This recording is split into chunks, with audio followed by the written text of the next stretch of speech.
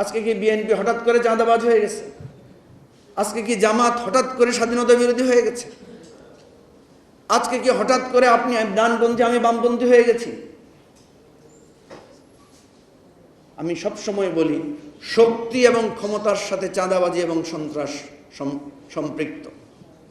এটা কোনো দলের মতাদর্শের সাথে সম্পৃক্ত না।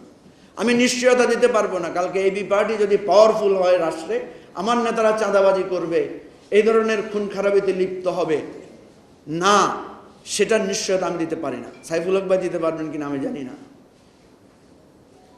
বা স্বপন ভাই দিতে পারবেন কিনা আমি জানি না। তাহলে আমরা একে অপরের দিকে আঙ্গুল তুলছি, এটা ভুল আঙ্গুল। আমাদেরকে আঙ্গুল তুলতে হবে, কারণ কোন সংস্কার এই চাঁদাবাজি আর এই হত্যাযজ্ঞ বন্ধ করতে পারবে না। সংবিধানের কোথাও কি চাঁদাবাজির প্রসঙ্গে কিছু বলা আছে বলেন? সংবিধানের কোথাও কি পাথর মেরে মানুষ হত্যার বা মসজিদে একজন ইমাম কি বলবে তারপর তার পিঠে ছুরি মারা হবে এই ধরনের কোনো বিধান অধিকারের কথা বলা আছে? তাহলে সংবিধানের কোন অনুচ্ছেদ বাতিল করলে আর নতুন কোন অনুচ্ছেদ অন্তর্ভুক্ত করলে এটা থেকে আমরা রেহাই পাবো? এটা থেকে রেহাই পাওয়ার জন্য আমি মনে করি আমাদের সর্বাত্মক, একে অপরের দিকে আঙুল না তুলে সর্বাত্মকভাবে পরিবর্তনের চিন্তা করতে হবে। প্রফেসর আলী রিয়াজ এখানে আছেন, আমি অনুরোধ করব আপনারা এই কথাগুলো তোলেন যে রাজনৈতিক দলগুলোর মধ্যে যদি পরিবর্তন না আসে, রাজনৈতিক দলগুলোর যদি যার জোর বেশি থাকবে সে যদি নিজেকে প্রভু ভাবার এই মানসিকতা দূর না করে, তাহলে এই সমস্যার কোনো সমাধান নাই। আমরা কে কত বড় শক্তিশালী ছিলাম, কই গত 15 বছরে আমরা সবাই তো একই স্ট্যান্ডার্ডে পৌঁছে গেছিলাম। আজকে যে মিটফোর্ডের সামনে যেই লোকটা মারা গেছে, যেই ঘটনাকে আমরা বলছি যে চাঁদাবাজি কি হচ্ছে না সারা দেশে?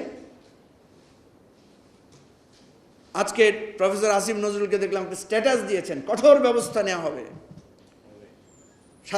সারা বাংলাদেশে প্রতিদিন চাঁদাবাজি হচ্ছে, কঠোর ব্যবস্থা নিচ্ছেন না কেন?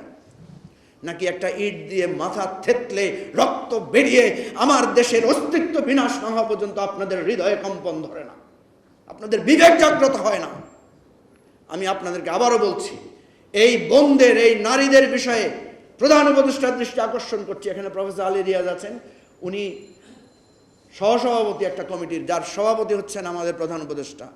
আমি প্রফেসর আলী রিয়াজকে অনুরোধ করব, মাননীয় প্রধান উপদেষ্টার সাথে আপনার ইমিডিয়েট যখনই সাক্ষাৎ হবে বা যে কোনো সুযোগে আপনি এই প্রসঙ্গটা নিয়ে আলাদাভাবে কথা বলেন। রক্ত ঝরা না পর্যন্ত, মানুষের মৃত্যু না হওয়া পর্যন্ত, মানুষের কষ্টে সারা বাংলাদেশের মানুষ স্পর্শ না করা পর্যন্ত আপনাদের হৃদয় গলে না। আপনারা কিসের অন্তর্বর্তীকালীন সরকার? আপনারা কিসের শান্তির নোবেলের কথা আমাদেরকে শোনান? আগে যারা ছিল, এখন আমরা যারা আছি, পরে যারা আসবেন, সব যদি একরকম হয়, তাহলে আবু সাঈদের জীবন ফিরিয়ে দেন, মুগ্ধর চোখের মায়ের কান্না ফিরিয়ে দেন। আমরা আর কখনো এই লাল সবুজ পতাকার বাহাদুরি করব না। আমরা আমাদের মায়ের কোলে অন্তত ঘুমিয়ে এটা বলবো যে একটা বর্বর অসভ্য দেশে আমাদের জন্ম হয়েছে।